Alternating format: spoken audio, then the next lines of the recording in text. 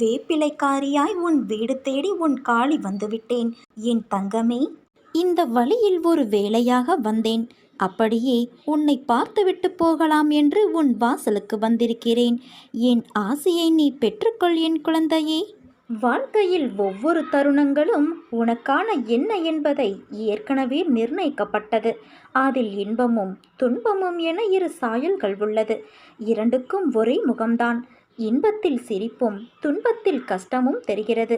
இரண்டையும் சமமாய் எடுத்துக்கொள்ளும் பக்குவம் உன்னிடத்தில் வந்தால்தான் உன் வாழ்க்கையின் நீண்ட பயணத்தில் மனம் தளராது உன்னால் பயணிக்க முடியும்.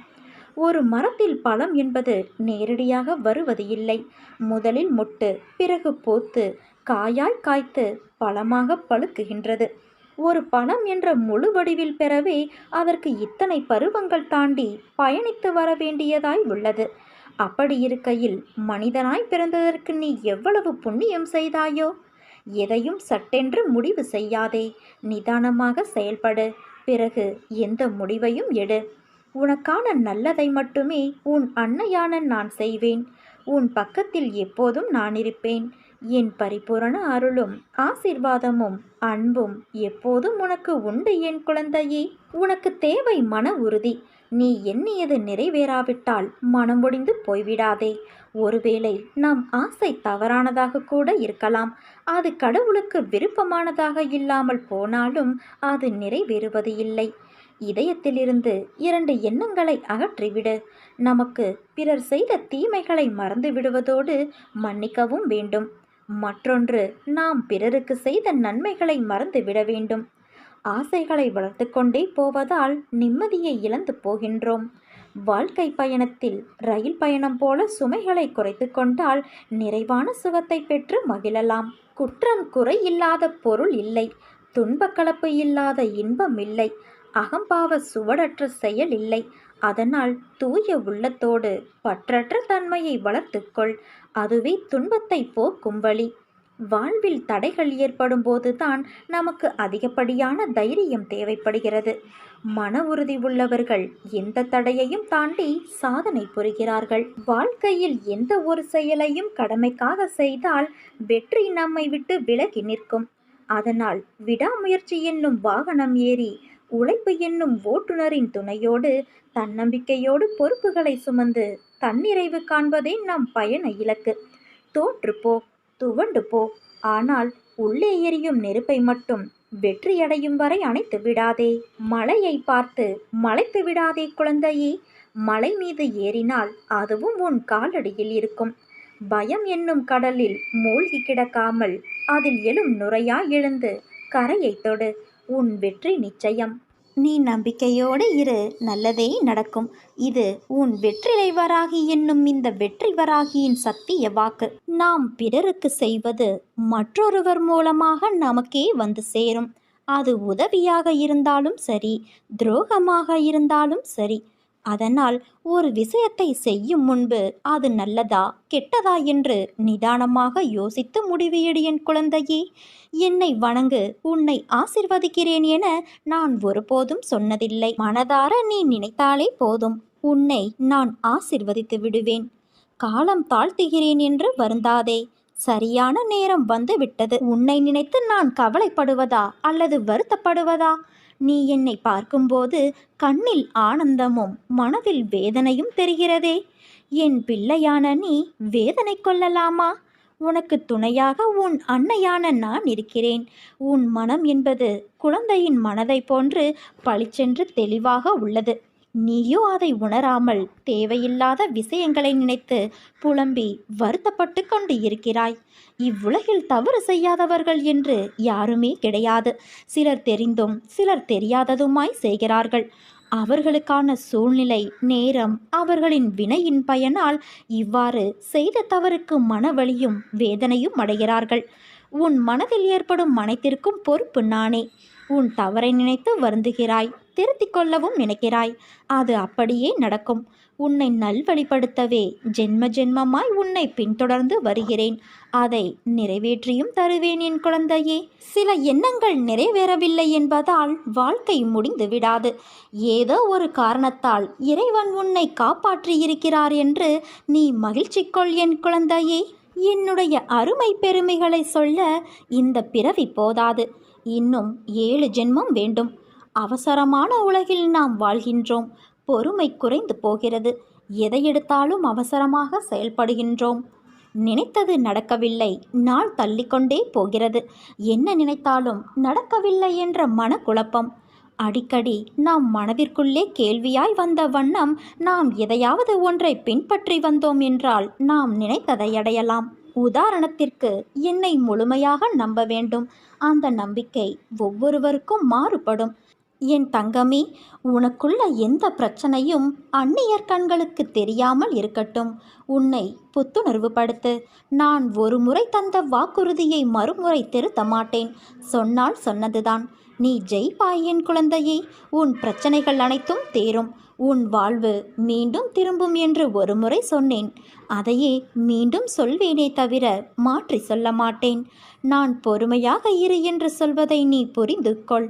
பொறுமை என்பதை சோம்பேறித்தனம் என எண்ணிவிடாதே. சோம்பல் உள்ளவர்கள் எதை விரும்பினாலும் கிடைக்காது. எச்சரிக்கையாக இருந்து நடை போடுவதும், அக்கம் பக்கத்து விஷயங்களை கவனித்து அதற்கேற்ப உன்னை உற்சாகத்தோடு தயார்படுத்தி கொள்ள அமைதி காப்பதே பொறுமை. நான் என் பிள்ளைக்காகவும் பிள்ளைகளின் பிள்ளைகளுக்காகவும் அவர்களின் உடைமைகளுக்காகவும் நியமிக்கப்பட்டிருக்கின்ற காவலாளி. அவர்கள் நலனை மட்டுமே நாடுகிற நண்பன். என்னை மீறி எதுவும் உன்னை சேதப்படுத்தாது என் குழந்தையே. இந்த உலகம் இன்னும் உன்னைப் போல மாறவில்லையே என்று நான் அடிக்கடி நினைத்து கொள்கிறேன். எத்தனை கவலை கஷ்டங்களை நீ தைரியமாக சந்தித்து அனைத்திலும் வெற்றி பெற்று, வெற்றி கிடைக்காதவற்றில் இதில் அம்மாவுக்கு விருப்பமில்லை என்று ஒதுக்கி தள்ளி, அடடா, நீ நடந்து வந்த பாதைகளை நான் திரும்பி பார்க்கிறேன். பெருமையாகவும் பெருமிதமாகவும் இருக்கிறது. மலைப்பான நாட்களும் நிமிடங்களும் கடந்து போன பிறகு இதற்காகவா இவ்வளவு நாள் கஷ்டமும் கவலையும் பட்டோம் என்று நினைத்து ஒவ்வொருவரும் வருத்தப்படுவார்கள். நீ கூட அடிக்கடி அப்பாடா, ஒளிந்து போயின துன்பம் என இத்தகைய நேரங்களில் நினைத்து பார்க்கிறாய். எதுக்காக இவ்வளவு கஷ்டங்களை நீ எனக்கு தந்திருக்கிறாய் என்று அடிக்கடி என்னை கேட்பாய். நான் உனக்கு கஷ்டங்களை என்றும் தந்திர நினைத்தது கிடையாது. அனுபவங்களை தரவே நினைப்பேன். உன்னால் முடியாத போது கை நீட்டி நான் இழுத்து கொள்வேன். இப்போது எதுவெல்லாம் உனக்கு நடக்கிறதோ அவையெல்லாம் ஏற்கனவே தீர்மானிக்கப்பட்டவை. அதைத்தான் விதி என்பார்கள். தோல்வி வருவது போன்ற நிலை ஏற்பட்டாலும் அதை என்னுடைய அருள், நீ செய்கின்ற புண்ணியம் போன்றவற்றின் பலன் ஆகியவற்றின் பலத்தால் தவிர்த்துவிட முடியும்.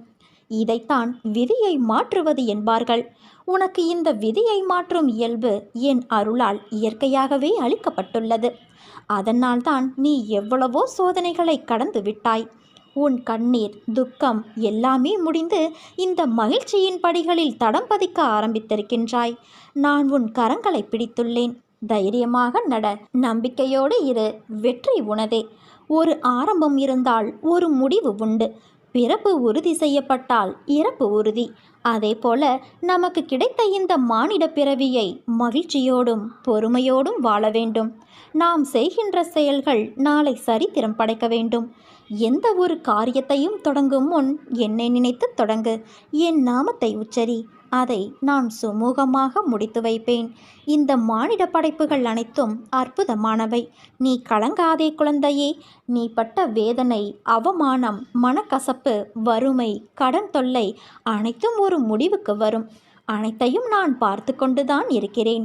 நீ செய்த பாவங்கள், தவறுகள் அனைத்தும் இன்றோடு ஓடி ஒளிந்து விட்டது. தொட்டதெல்லாம் பொன்னாகும் நேரம். நீ ஒரு நாளும் கலங்காதே. அம்மா நான் இருக்கிறேன் என் குழந்தையே. நாட்களை எண்ணிக்கொண்டே இரு. நீ அடுத்தவனுக்கு உதவி செய்யும் நேரம் வந்து விட்டது. பிரிந்து சென்றவர் கூடும் நேரம். உன் உதவி நாடி பலர் வரும் நேரம்.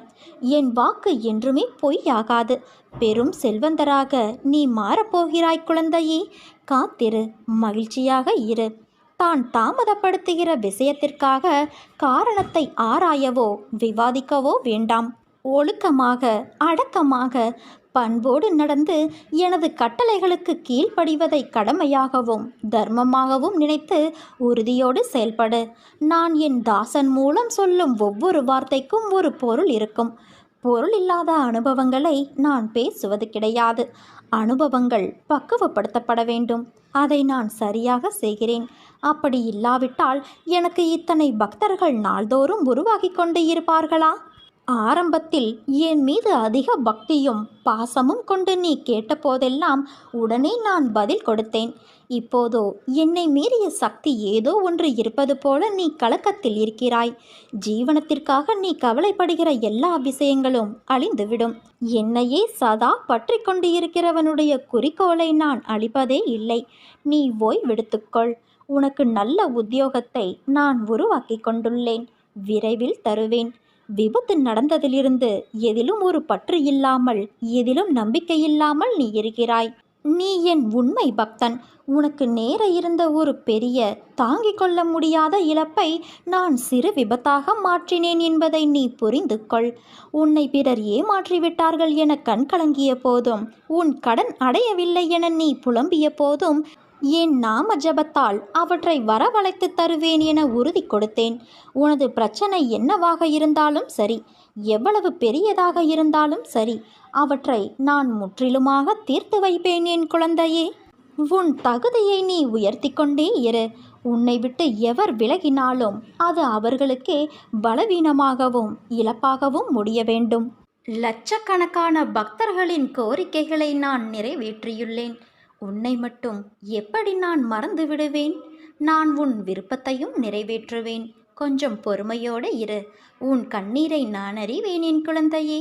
நான் உன்னை கட்டாயமாக பல மடங்கு சந்தோஷம் பெற ஆசிர்வதிக்கப் போகிறேன்.